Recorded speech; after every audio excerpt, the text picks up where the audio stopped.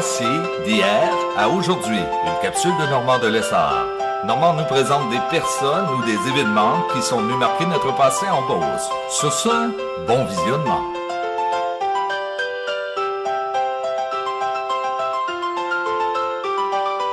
Allô tout le monde, ici Normand de Lessard et bienvenue à une autre capsule de hier à aujourd'hui.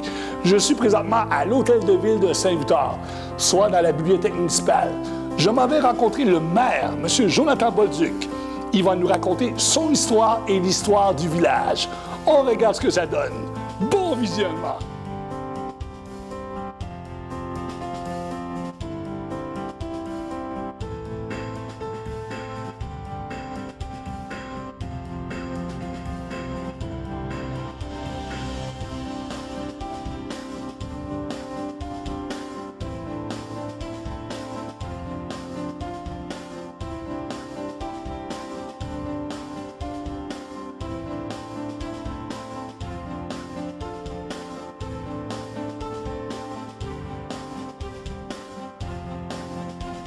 Monsieur Jonathan Bolduc, bonjour. Bonjour, Monsieur de Lessard. Monsieur le maire, devrais-je dire. Oui, entre autres choses. Merci bien. Vous êtes maire de Saint-Victor depuis combien de temps? Ben, en fait, avec les élections du 3 novembre dernier, ben, la population nous a choisi donc les membres de l'équipe Bolduc. On a tous été élus. C'était la première fois, en fait, qu'il y avait une équipe municipale officielle qui se présentait à Saint-Victor. Donc, nous autres, c'était un petit peu spécial à expliquer ça aux gens. Il y a des gens qui disaient c'est comme un parti. C'est quoi? Non, c'est nous autres, ce qu'on a une vision. Puis donc, on voulait s'enligner un peu dans le même sens. Par contre, bien sûr, on a le droit d'exprimer des dissensions. C'est comme un couple. Hein? On pense pas tous pareil parce qu'on aurait tous marié la même femme, là, tu sais, comme on dit. Fait que, donc, c'est ça. Par contre, c'est d'avoir un projet commun. Fait qu'on avait différents engagements qu'on a pris par rapport à la population. Et puis, donc, on a présenté ça. Puis, il semble que ça fait son chemin actuellement. Donc, maire depuis 2013, pour les gens qui regardent à la maison, des fois, ça peut le regarder plus tard. Qui est Jonathan Bolduc? D'où vient-il? Ben, en fait, je suis natif de Beauceville, si on veut. J'ai grandi là quelques années de très, très bas âge. Donc, mais mon père est natif de Saint-Victor, ma mère de Sainte-Clotilde. Qui est votre père? Mon père, c'est, comme on dit, Jacques Cavalaire. Oui, puis donc, à ce moment-là, c'est ça. On est établi ici depuis quand même plusieurs années. Donc, ce qui arrive, c'est ça. Mon père m'a toujours parlé de politique quand on était jeune. Ça fait qu'on écoutait les nouvelles ensemble. Et puis, à un moment donné, on entend des réactions, des fois, tu sais, c'est positives ou négatives. Donc, à un moment donné, ça a amené mon intérêt vers ça. Fait que, donc, de plus loin que je me rappelle, j'ai toujours aimé parler de... Tu sais, j'avais ma ville quand j'étais jeune dans le sous-sol chez nous. Puis, ben, c'est ça. Après ça, ben, on s'intéresse plus sérieusement à tout ça. Donc, j'ai fait mes études en histoire et en sciences politiques, donc un baccalauréat à l'Université de Montréal. Donc, c'est ça. Je voulais voir pourquoi j'ai choisi Montréal, c'est pour connaître autre chose, parce qu'ici, le village, c'est quand même un petit village, mais tout le monde se connaît. Là-bas, on arrive, on connaît pas personne, c'est autre chose. Donc, je voulais découvrir un peu quelque chose à ce niveau-là. Fait que, voilà, ça ressemble à ça. J'ai travaillé, bien sûr, aussi pour le député Claude Morin, qui est maintenant maire de Saint-Georges, donc comme attaché politique à ce moment-là, lorsqu'il était député. Et puis, ben, c'est ça. Puis, ça se fait drôle, parce que maintenant, il est maire, et moi aussi, je suis maire depuis le 3 novembre. L'idée de devenir maire, ça a géré comment dans votre tête, dire « Hey, j'ai envie de donner mon nom ». Comment ça a commencé? Oui, bien, c'est sûr que, comme je vous dis, c'est quelque chose que, aussi loin que je me rappelle, c'est quelque chose que j'aurais aimé faire, mais c'est sûr que entre soit les rêves de petits garçons ou quand on est un peu plus vieux, on évolue, on peut... Moi, je vous dirais que c'était de s'occuper des citoyens, de penser à l'avenir chez nous. Ça peut paraître très cliché, mais je veux dire, dans le concret, moi j'ai été conseiller municipal aussi dans les dernières années. Puis je peux vous dire que les dossiers, quand par exemple quelqu'un nous parle, c'est le niveau de gouvernement le plus proche de la population. Quand par exemple, si mettons vous parlez du provincial, OK, les écoles, comment est-ce que c'est géré, on parle du fédéral, c'est si on veut, l'armée, le poste, comme on voit avec les coupures dernièrement. Là, ici, si on parle de l'eau, ou bien la collecte des déchets, ces choses-là, c'est du très concret dans le quotidien des gens. Fait que c'est certain que je pense que ça rejoint plus. Les gens, on va à l'épicerie, on va au restaurant, tout le monde nous parle directement. Puis à ce moment-là, bien sûr, on est connecté pour entendre c'est quoi leur demande. Donc, c'est à partir un peu de tout ça qu'on a monté notre programme et puis qu'on a présenté ça. Puis, en tout cas, il semble que ça intéresse les gens. Oui. Excellent. Parlez-nous de votre village Saint-Victor. Moi, personnellement, j'ai un attachement à ce village. Ma mère, elle est native de Saint-Victor. Je crois que vous la connaissez. Ma famille, côté à ma maternelle, sont de Saint-Victor. Mon grand-père était Joseph Grondin dans la rue des Écoliers. À tous les dimanches, on partait puis on allait à Saint-Victor. C'était notre visite paroissiale. On aimait ça. Mais d'ailleurs, on est quasiment parentés parce que on a votre oncle Raymond, donc c'était mon oncle Raymond également. Donc c'est ça. Il était marié à ma tante, la sœur de mon père, donc Micheline. Puis donc c'est ça. Mon oncle est décédé l'année dernière. Puis donc par contre, c'est ça. Puis donc c'était le voisin. Les deux grands-parents étaient les deux voisins. On a les mêmes cousines. Ouais. Et on les salue d'ailleurs. Une très belle cousine, oui. Donc, parlez-nous de Saint-Victor. C'est quoi l'histoire de Saint-Victor pour les gens qui regardent ça à la maison? C'est sûr que je pense qu'on n'a pas une grande durée, mais on peut noter beaucoup d'éléments historiques. C'est sûr que Saint-Victor a fêté son 150e anniversaire en 2002, donc c'est en 1852, si on veut, ce qu'on appelle l'érection canonique à Saint-Victor. Donc par le premier curé était l'abbé Léon Provencher, donc ici. Puis d'ailleurs, il y a, je pense, un musée à Cap-Rouge qui porte son nom, parce que lui, il était au niveau, si je me rappelle bien, là, pas l'arboriculture ou quelque chose comme ça. Il va falloir que j'étudie ça un peu. Mais donc, à ce niveau-là, c'est certain que c'est là que ça a commencé, si on veut, au niveau officiel. Puis donc, comme vous savez, Saint-Victor, c'était Saint-Victor de Trigne autrefois. Donc, il y avait Saint-Éphrem de Trigne, on avait Trigne-Jonction. Donc, c'était le même, je pense qu'on disait canton là, à l'époque. Puis donc, c'est ça. Ça fait qu'il y a eu, par la suite, il y a eu des grands personnages. On a eu, entre autres, le sénateur Joseph Bolduc, qui a été maire de Saint-Victor, qui a été député de Beauce conservateur. Ensuite, il est devenu sénateur. Et ensuite, il est devenu président du Sénat. Avec tous les scandales qu'on entend ces jours-ci par rapport au Sénat, ça ne nous donne pas une très bonne image de cette institution-là. Par contre, à l'époque, ça avait vraiment beaucoup plus de notoriété que ça peut en avoir aujourd'hui. Et de savoir que le gars qui gérait ça, c'est un gars de Saint-Victor, Simonac, c'est le fun à savoir. Puis d'ailleurs aussi, on a eu le train à Saint-Victor 15 ans avant Saint-Georges, parce que donc le sénateur Bolduc siégeait sur le board du Québec central, qui n'était pas encore rattaché au Canadien Pacifique à l'époque. Donc Saint-Georges a eu son train, c'est ça, autour de 1907. Puis nous autres, c'est 18, 90, 92 dans ces années-là. Donc on était avant-gardistes à ce moment-là. Vous savez que Saint-Victor, donc en l'an 1900, autour de ces années-là, avait 2500 de population, 1900 ou 1910, et Saint-Georges avait 3500 de population. Aujourd'hui, on est 2489 à Saint-Victor, alors que Saint-Georges est autour de 33 000. C'est sûr que la progression s'est faite différemment.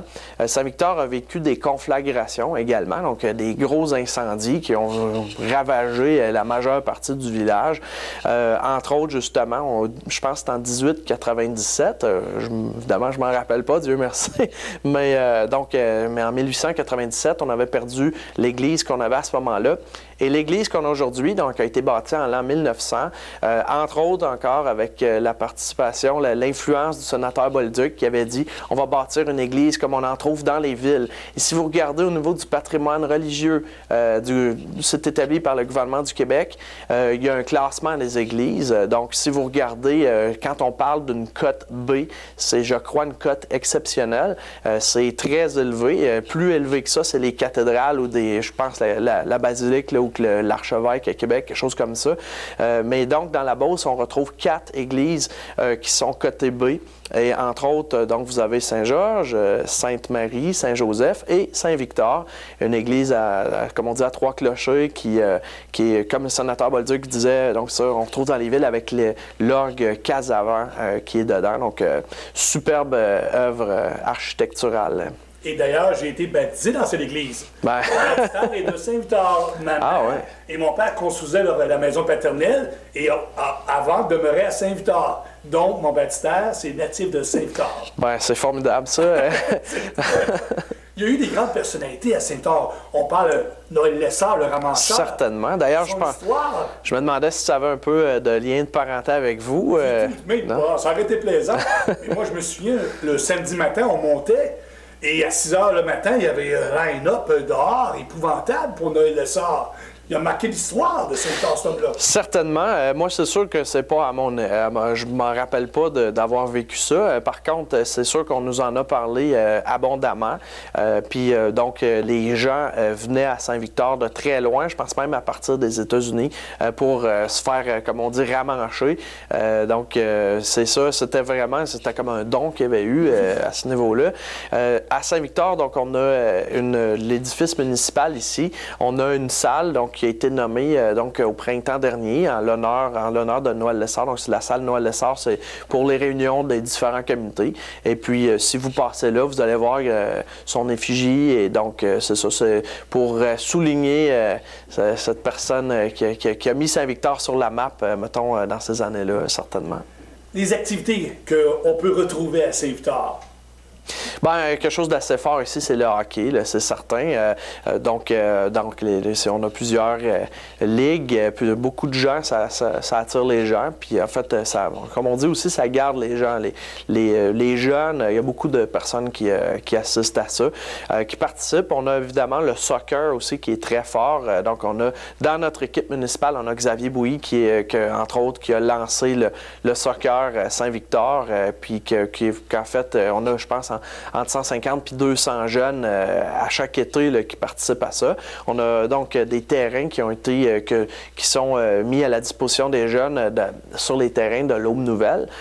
Fait qu'à ce moment-là, donc c'est je vous dirais, puis on a dernièrement, donc l'année dernière, il y a 2 ans, avec le conseil sortant, ils ont bâti, ils ont fait l'aménagement d'un terrain de balle dans le secteur, si on veut, entre les résidences et les industries, donc ça fait une zone tampon, comme on dit, et c'est de toute beauté le soir de voir ça tout illuminé. Donc c'est ça, c'est, comme on dit, aussi pour se mettre un peu sur la map, parce qu'il y a beaucoup d'activités, mais des fois les gens ne le savent pas. Donc pour ça, on a lancé le mensuel Vic Action, qui est un communiqué municipal que personnellement je m'occupais bénévolement quand j'étais à l'université, à distance, qu'on faisait ça. Vic Action, c'est il y a le mot du maire, mais on a bien sûr toutes les activités qui se passent à Saint-Victor qu'on voit là-dedans. Là, c'est notre 2e numéro que je suis en train de terminer. Par contre, dans les prochaines semaines, les prochains mois, on va avoir d'autres sections. Donc, entre autres, au niveau de la culture, il va y avoir une section qui va parler, mettons, comme par exemple la TV communautaire, le cercle des fermières qui font des productions au niveau du textile, entre autres. Il y a beaucoup de choses comme ça qu'on va rajouter là-dedans. Madame Caroline Pépin affiche aussi toujours les activités qui ont lieu à Saint-Victor. Notre employé aussi, un autre employé, donc Tommy Boza, tout ce qu'il y a d'activités loisirs sportives vont être affichés là-dedans. C'est ça. Puis on va avoir aussi la Corporation de développement industriel, entre autres, qu'on appelle maintenant Commerce et développement industriel, donc la CDI de Saint-Victor, qui va afficher à tous les mois un commerce et une entreprise industrielle de Saint-Victor. Donc, on a depuis quelque temps les déjeuners J'encourage mon village ici, lancé par, entre autres, une de nos conseillères, Nancy Lessard. Il y a aussi Mme Nathalie Rabi et Mme Anne-Marie Mathieu qui ont lancé ça. 3 dames, ils ont du power, comme on dit. Ils ont lancé ça. Puis donc, ce qui est étonnant, c'est qu'on découvre des entreprises qu'on ne savait même pas qu'on avait à Saint-Victor. Ça fait que c'est pour ça que ça nous a donné le déclic. C'est important. Si on veut encourager notre village puis prêcher pour notre paroisse, il faut d'abord savoir que les commerces existent. Avec la multiplicité des moyens d'information qu'on a avec Internet et tout ça, il faut à un moment donné trouver un moyen de gager ça. Donc, Vic Action va être là-dedans. Et c'est pour ça que d'ailleurs, vous savez, c'est 50-50 la population. Il y a du monde qui sont sur Internet, puis il y en a qui ça leur prend le papier journal. Donc, Vic Action est distribué par la poste et à toutes les adresses de Saint-Victor, comme commerces, entreprises et bien sûr résidences. Et en plus de ça, vous allez avoir donc ce journal-là qui est distribué déjà sur le site web municipal, donc sur st-victor.qc.ca. En ce moment, à l'écran, nous voyons la première parade du Festival Western. Je crois que le Festival Western de Saint-Victor est un des grands majeurs au Québec, si on peut dire. Parle-moi-en. Oui, certainement. Le Festival Western, en fait, de ce qu'on m'a dit comme statistique, serait le deuxième après Saint-Tite. Je vais vous dire qu'être le deuxième après Saint-Tite, c'est vraiment une immense fierté parce que je suis allé cet été pour la première fois à Saint-Tite parce que je me disais, je veux connaître qu'est-ce que c'est. On est très chauvin, on se dit, ils ne viendront pas nous en montrer, mais moi, vous dire, c'est titanesque, c'est immense. La rue des commerces, par exemple, vous entrez là, c'est très grand. Donc, je me dis, il y a peut-être des idées qu'on peut tirer parce qu'on a une excellente organisation qui s'occupe du festival Western ici, Festivités Western, le nom officiel de Saint-Victor. Et donc, je me dis, moi, c'est juste au niveau personnel d'avoir des idées de ça. Mais le festival ici a beaucoup de retombées. Ce qu'il y a de le fun aussi, c'est qu'on a un gros potentiel parce que c'est toujours pendant les vacances d'été. Tu sais, je me dis Saint-Tite, c'est l'automne, le monde a recommencé l'école. Puis malgré ça, il y a énormément de monde. Donc, je me dis, il y a encore potentiellement, immensément de potentiel à aller chercher ici même. L'organisation est très proactive, donc il invite des artistes de renom à chaque année depuis quelques années. Donc, puis aussi, c'est familial. Hein? Ça fait qu'on va chercher des choses pour les jeunes. Donc, ils ont toujours d'essayer de plaire à tous les publics en même temps. Puis ceux-là qui disent, on s'en va là pour juste prendre une bière, puis des gens comme des artistes pour danser, pour festoyer. Donc, c'est vraiment un bon melting pot à ce niveau-là. Puis, en tout cas, je dis toujours que la municipalité doit fonctionner avec les différents organismes, mais comme on dit, le Western et la municipalité, il faut que ça marche ensemble. C'est primordial. En 2035, c'était la 35e édition, je crois. 2035? En 2013, pardon, c'était la 35e édition. Tout à fait, oui. Exactement. Ça va vite, ça va vite. 35 ans. Quels sont vos projets pour Saint-Victor en terminant? Oui, nos projets, comme on s'est engagé, on avait, nous, dans l'équipe, on avait 6 engagements. Donc, on avait tout d'abord de ramener la télévision communautaire. On avait un volet qu'on appelle Informer le citoyen.